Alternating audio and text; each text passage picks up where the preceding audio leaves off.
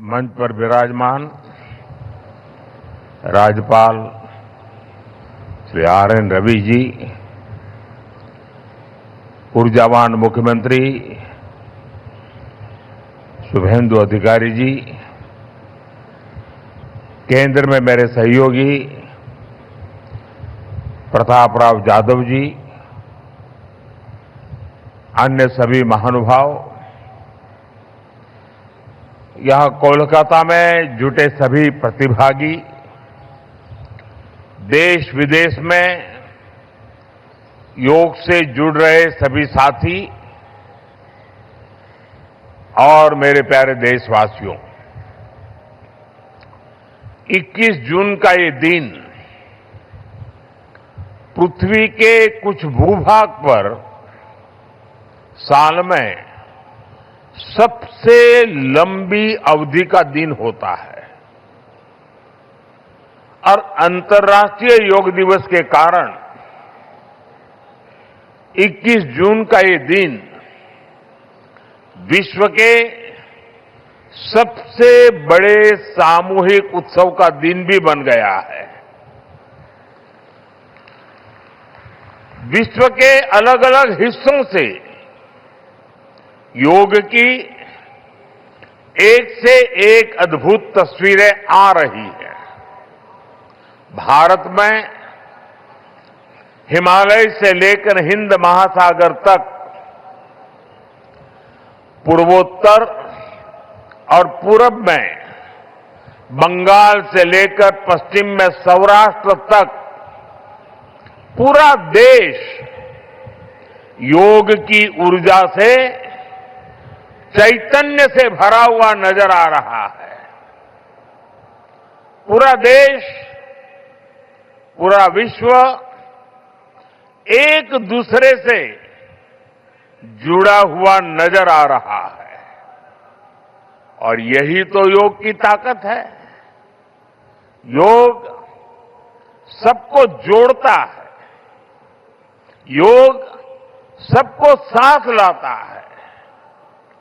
मैं इस अवसर पर पूरे विश्व को, संपूर्ण मानव समुदाय को अंतर्राष्ट्रीय योग दिवस की बहुत बहुत शुभकामनाएं देता हूं। साथियों, आज योग दिवस पर मैं खास करके पूरे बंगाल में, कोलकाता में यहां बने स्वच्छता के योग के लिए भी कोलकाता वासियों की सराहना करूंगा। ये अद्भुत पहल है, स्वच्छता से स्वागत। स्वच्छता से स्वागत पहल के लिए जिस तरह यहां लगातार श्रम किया गया है, नागरिक कर्तव्य निभाया गया है, वो सभी देशवासियों के लिए आज एक बहुत बड़ी प्रेरणा बन गया है। साथियों, योग दिवस के अवसर पर आज बंगाल में होना बहुत ही विशेष है। बंगाल की ये पवित्र भूमि, जहां भगवान रामकृष्ण परमहंस जैसे सिद्ध संतों ने अवतार लिया, जहां से निकलकर स्वामी विवेकानंद ने पूरे विश्व को योग से परिचय कराया, जहां महर्षि अरविंद जैसे महान योगी ने जन्म लिया,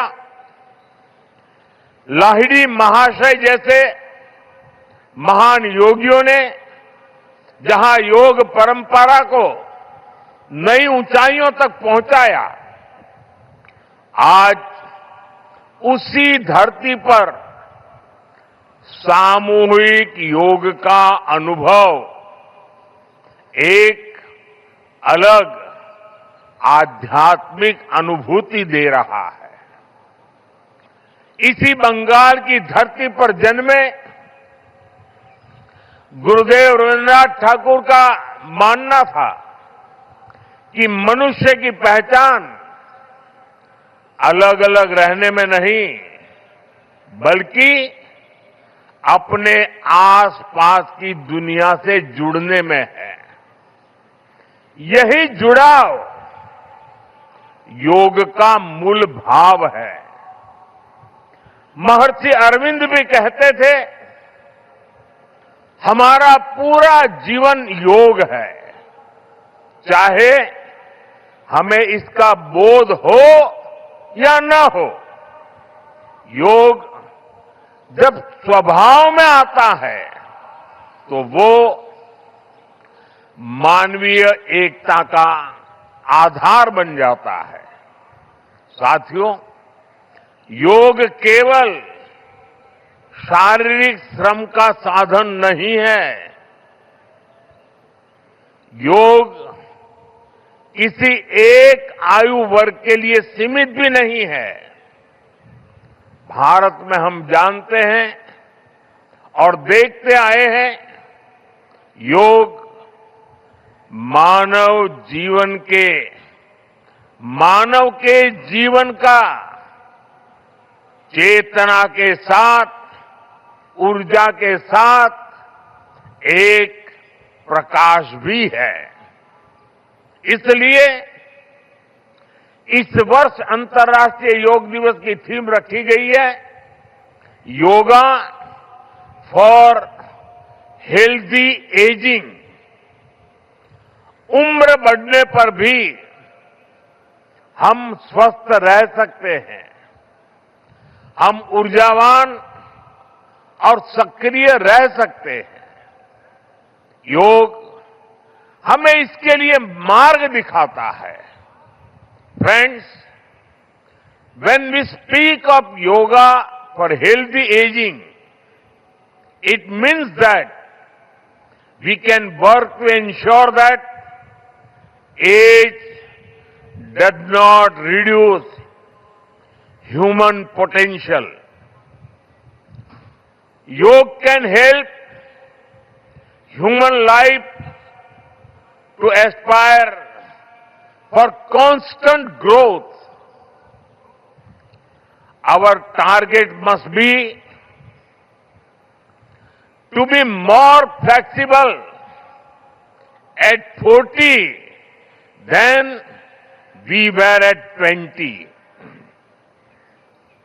Our target must be to be more energetic at 50 than we were at 30. Our target must be to be more resistant to lifestyle disease at 70 than we were at 50. This is where yoga can help us. It helps us tune our bodies to be flexible.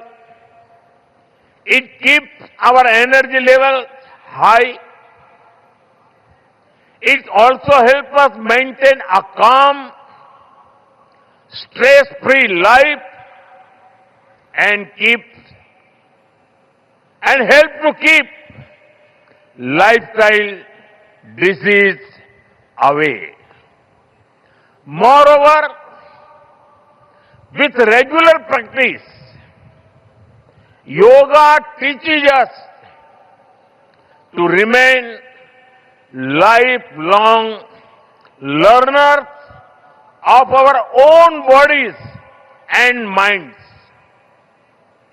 The more we know about ourselves, the better we can manage ourselves. That is why yoga for healthy aging, this theme must be seen as one for people of all ages, not just for the elderly. साथियों, गीता में भगवान कृष्ण ने योग के विषय में कहा है, युक्त आहार विहारस्य युक्त चेष्टस्य कर्मसु युक्त स्वप्न अवबोधस्य योगो भवति दुःखः। अर्थात संतुलित आहार विहार से, संतुलित क्रियाओं और कर्मों से, संतुलित नींद और जागने से योग दुखों का नाश करने वाला हो जाता है। ये संतुलन ही योग का आधार है।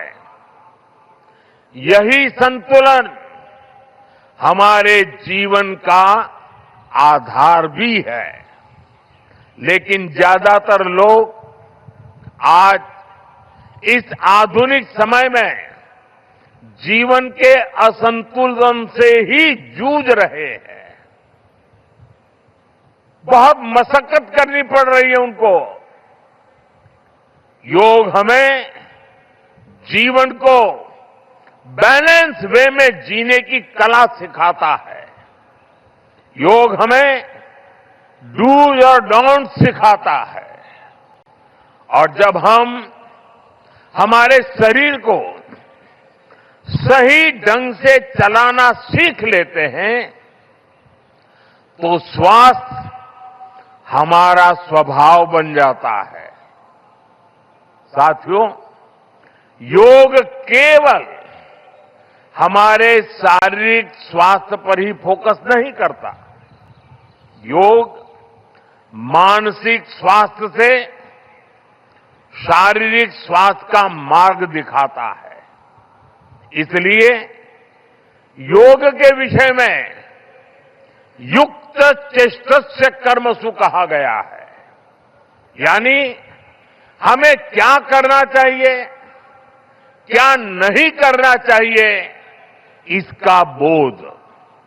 ये बोध हमारे जीवन में शांति का स्रोत तो बनता ही है। इससे विश्व शांति का मार्ग भी खुलता है। इसलिए योग आज केवल हमारी पर्सनल लाइफस्टाइल के लिए जरूरी है इतना ही नहीं है। योग दुनिया के बेहतर भविष्य के लिए एक आवश्यकता भी है। साथियों, अंतर्राष्ट्रीय योग दिवस के अवसर पर करोड़ों लोग योग से जुड़ते हैं। लेकिन आज का ये दिन हमें अपने साझा संकल्प को फिर दोहराने का अवसर देता है। आइए हम संकल्प लें, योग को केवल एक दिवस तक सीमित नहीं रखेंगे। योग को केवल एक कार्यक्रम तक सीमित नहीं रखेंगे। हम योग को अपने जीवन का हिस्सा बनाएंगे, अपने परिवार का हिस्सा बनाएंगे, अपनी आने वाली पीढ़ियों का हिस्सा बनाएंगे। साथियों, इसी दिशा में इस वर्ष योग 365 योग 365 की पहल को भी आगे बढ़ाया गया है। इसके तहत 100 दिन के ऑनलाइन योग कार्यक्रम का आयोजन किया गया है, जिसमें अभूतपूर्व जनभागीदारी देखी गई है। 130 देशों के 30 लाख से अधिक लोगों ने इसमें भाग लिया है। साथियों, जब समाज स्वस्थ होगा तब राष्ट्र भी अधिक सक्षम, अधिक समृद्ध और आत्मविश्वासी बनेगा। मैं लिए मैं सबके लिए कामना करता हूं, सर्वे भवन्तु सुखिनः, सर्वे सन्तु निरामया। इसी के साथ आप सभी को एक बार फिर अंतर्राष्ट्रीय योग दिवस की बहुत बहुत शुभकामनाएं, बहुत बहुत धन्यवाद।